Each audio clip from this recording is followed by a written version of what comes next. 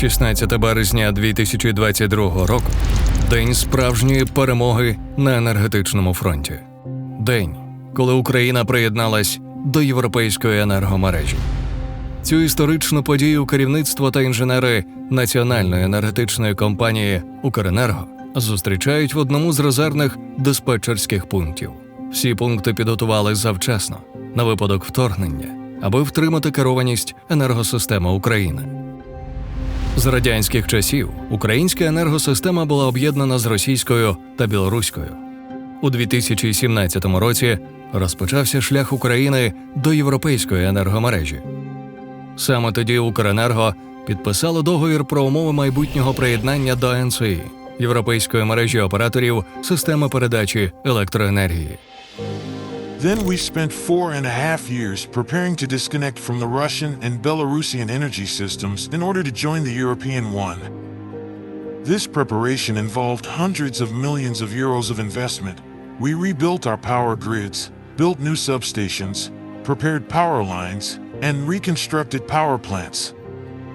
We also conducted numerous studies with our European partners to check the possibility of connecting the Ukrainian power grid.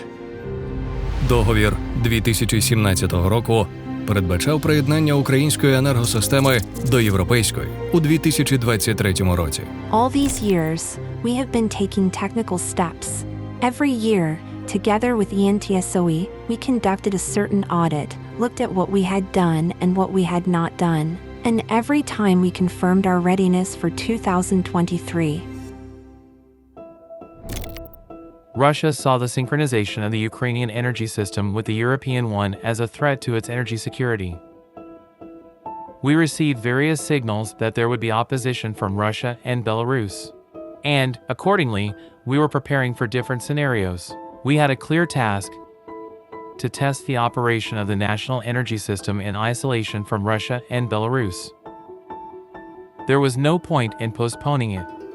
Під час ізольованого режиму енергосистема країни не може отримувати електроенергію від сусідів та працює автономно, покладаючись лише на себе.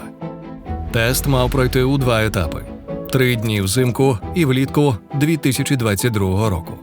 Європейські колеги мали оцінити, як працює українська енергосистема в ізольованому режимі, без перетоків електроенергії з інших країн, а також перевірити стабільність енергосистеми та порівняти показники з результатами попередніх тестів. Залишалося погодити дати тестування з Росією і Білоруссю. We planned an isolated mode for other dates, but Russian representatives, hiding behind technical parameters, proposed to start on the 23rd February 2022. At the time, these dates were normal for us. I think the Russians were hoping that the Ukrainian power system would not survive during a full-scale war and in isolation, and that there would be a blackout. Probably, they hoped that this would demotivate Ukrainians to resist. The dates were agreed with the Europeans.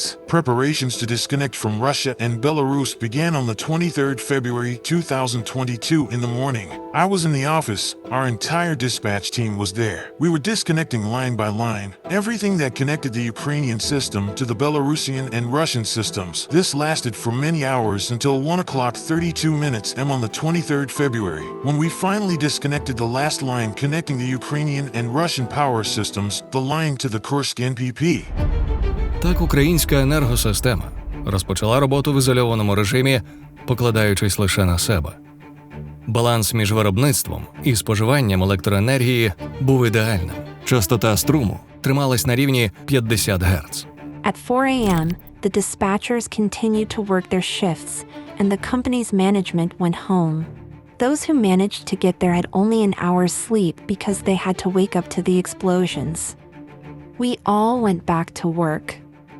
Next, it was critical to understand whether we could continue the isolated regime in the face of the actual invasion. After all, it started from the north, the east, and the south. We started losing our main lines and substations because of the fighting. Then I told the chief dispatcher that it was critically important for us to complete this test, because we will not return to the Russians in these conditions, but we will not join the Europeans if we do not complete this test. The chief dispatcher took time to think. An hour and a half later, he came to me and I said, "Well, have you thought about it?" And he said, "We have already done everything. And everything went very well." Того ж дня Укренерго провело дзвінок з європейськими колегами. Вони теж були шоковані російським вторгненням. Сказали, що отримали дані тестів і мають їх проаналізувати. Але на перший погляд вони показують, що енергосистема України працює ефективно і надійно. 2 days later, our European colleagues from the European system operators analyzed our data and said that the test was flawless.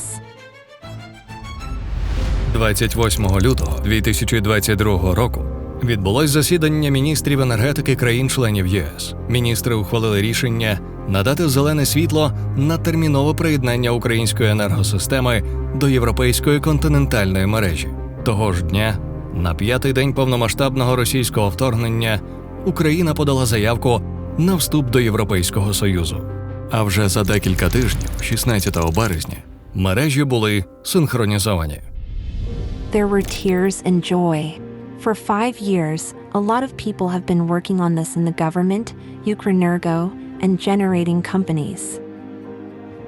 I received calls from Kharkiv from dispatchers and engineers who were sitting in the shelter under fire. They were crying, hugging, rejoicing, congratulating each other. It was a moment when we all realized that we had done it. Після приєднання України мав би бути річний період синхронної роботи систем без експортно-імпортних обмінів. Але завдяки надійності та стійкості, яку продемонструвала українська енергосистема, Україні дозволили експортувати та імпортувати електроенергію вже 30 червня 2022 року. Тобто рівно через 3 місяці після фізичного приєднання. Майже 3,5 місяці попри окупацію Запорізької атомної електростанції, Україна експортувала електроенергію у Словаччину, Румунію, Польщу та Молдову. Тоді країна мала на це ресурс. Потужностей вистачало і для забезпечення своїх потреб, і для експорту електроенергії. Однак 10 жовтня 2022 року Росія розпочала масовані ракетні та дронові атаки об'єктів Укренерго, а згодом і електростанцій. Нищівні обстріли призводили до мережевих обмежень та дефіциту потужностей.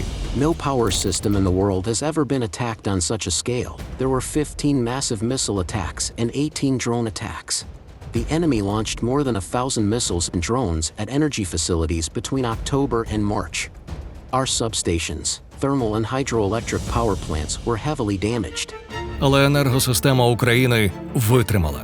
І цьому великою мірою сприяв факт її об'єднаності з європейською. During the Russian shelling, which was particularly intense in November and December, the Ukrainian power system received technical support from the EU power system.